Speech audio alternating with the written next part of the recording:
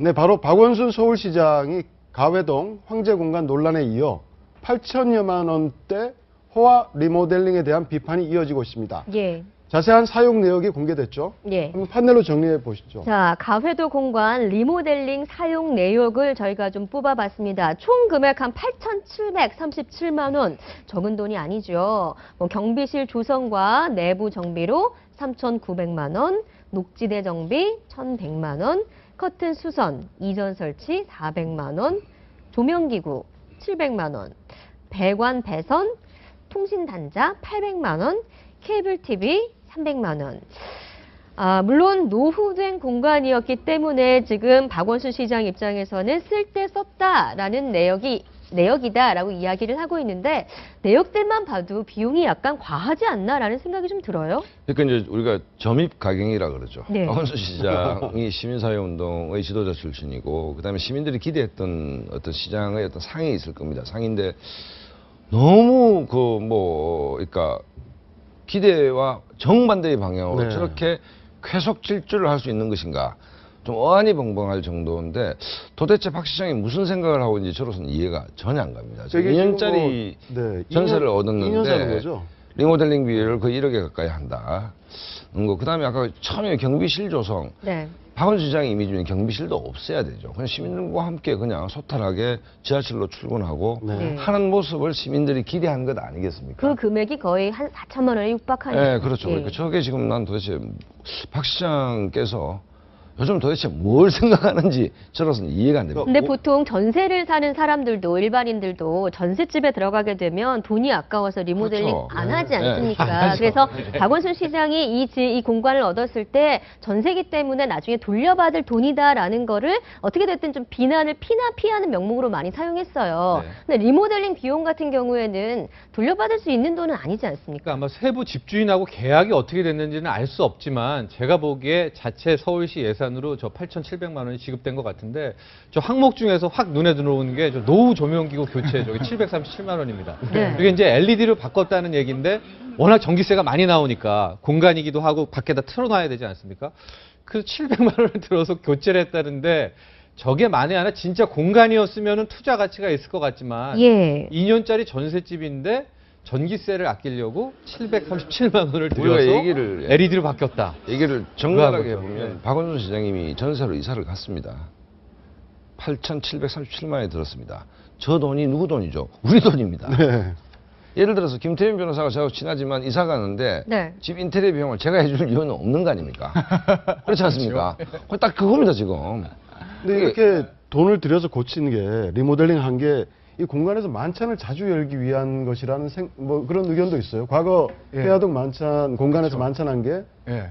근데 번이라고 그랬죠? 77회에 걸쳐서 해화동 만찬을 열었는데 네. 네. 그래서 사실 이것은 선거법 위반이다. 그런 소지가 있어서 사실 지금 이거 제가 보기에는 이제 선관위에서 조사를 좀 해야 되는 부분이거든요. 네. 뭐냐면 선거가 끝난 직후에 그 해화동 시장 공간에서 사람들을 20명, 30명 단위로 초대해서 계속해서 이제 만찬 행사를 77회나 열은 거예요. 거기에도 아마 비용이 한 1억 이상 들었을 거예요. 네. 그것도 이제 우리 돈으로 이제 쓴 거죠. 이제 그랬는데 이게 뭐냐면 보통 시장 공간에서 사람들 초대해서 식사할 수 있습니다.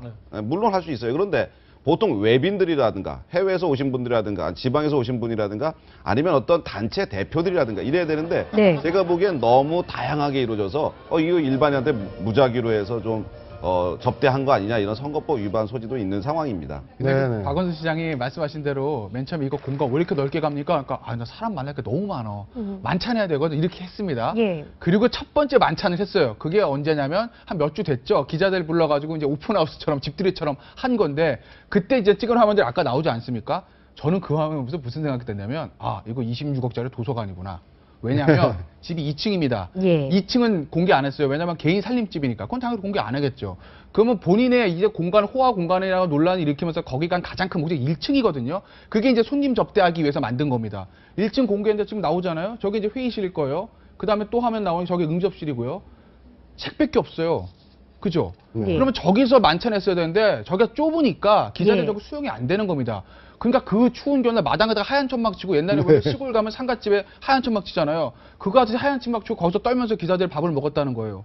그러려고 저 26억짜리 공간 들어갔습니까? 그 좁은 데서 책 갖다 놓으려고? 그러니까 이게 저는 글쎄 뭐 박원순 시장을 진짜 뭐 도서관으로 하려고 한 건 아니겠지만 결과적으로 저희 같은 시민을 보면서 봤을 때 야 이거 뭐 26억짜리 전세에 8천만 원짜리 인테리어 해가지고 자기 책 보관하려고 넓은 집 간 거 아니야?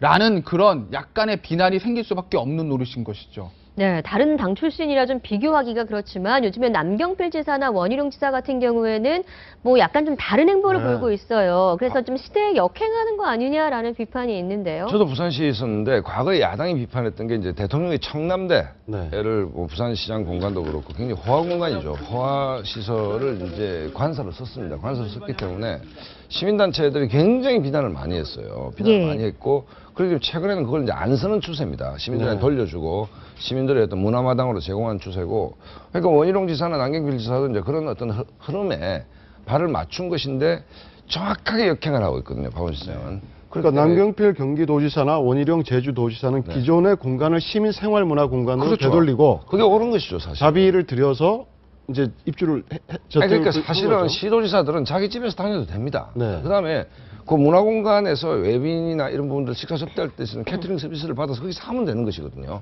하면 되는 것이기 때문에 주로 저렇게 호화로운 데서 자기 그 생활을 퇴근 이후에 가족들과 해야 될 이유는 별로 없는 것이죠. 네, 알겠습니다. 네. 예, 한 말씀만 더 드리면 박원순 시장이 서민의 대표로 네. 그다음에 시민 대통령, 서울 대통령 해갖고 뭐 이제 서울시를 이렇게 하는데 그 원래 소통이 굉장히 잘 되는 사람으로 저희들이 이해하고 있었지 않습니까? 뭐 시민운동가니까 아무래도 소통이 잘 되죠.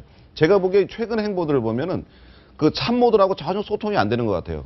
왜냐하면 저런 행보를 시대에 역행하는 행보들을 어느 참모들이 건의하겠습니까? 제가 보기에는 박원순 시장이 참모들과 소통이 전혀 안 되는 상황에서 본인의 어떤 생각들로 좀 그 낡은 생각으로 자꾸 시를 운영하는 것 같은데 좀 개선의 어떤 노력을 기울였으면 좋겠습니다.